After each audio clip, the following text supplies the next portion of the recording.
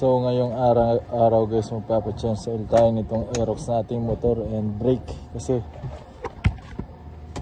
masyado na yung brake natin guys, ayaw nang kumapit, mahina na. And yung natin guys, naka 1,000 km na ako dito.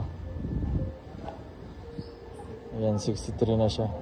So inaalagaan ko na kasi dati nasira to guys so malaki yung gastos ko, kaya ito na tayo. Dito na nga ako guys, sa suki ko na paggawaan. So dito maayos silang gumawa and yung singil nila ng labor ay mura lang. Yan si kuya, unti-unti niya nang kinakalas yung tambucho kasi tatanggalin yung side na yun, na right side, kasi papalitan din yung brake pad natin guys. Hindi na kasi siya masyadong kumakapit. Yan, medyo matrabaho lang yung Aerox pag magpapalitan ko.